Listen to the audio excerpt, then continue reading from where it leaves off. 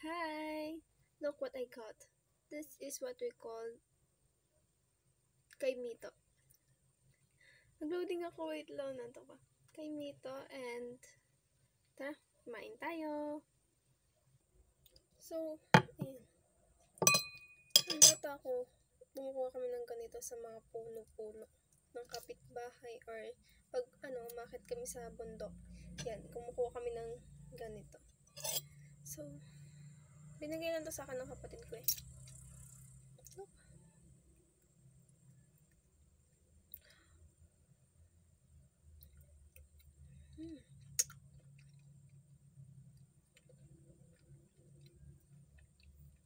Yan, pwede siya mong itanim.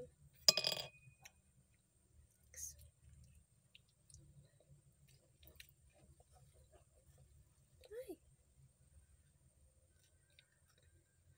Ayun na. Parang siya may gatas sa loob. Look.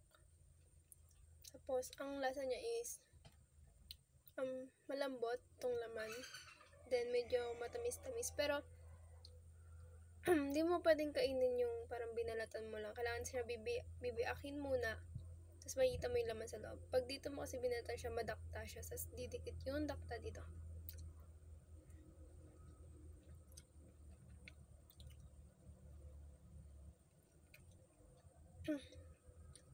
Meron din siyang medyo mapait kasi yung sa dakta niya. Siyempre, mahalo din yun dun sa kinakain mong laman. Pero masarap.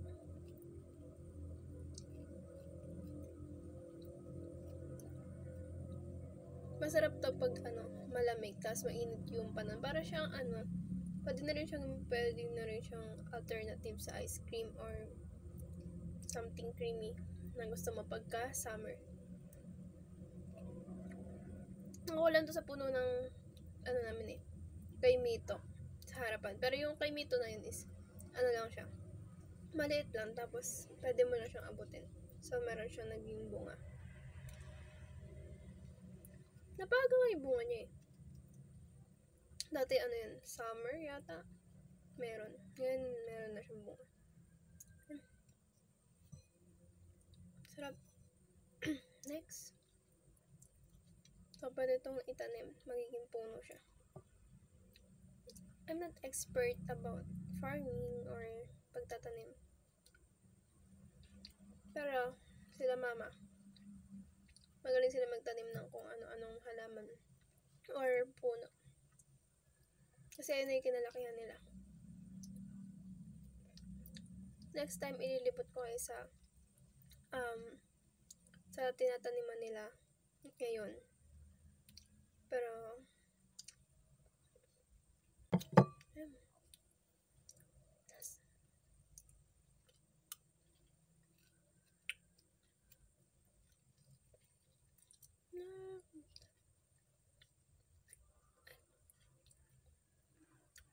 this last bite.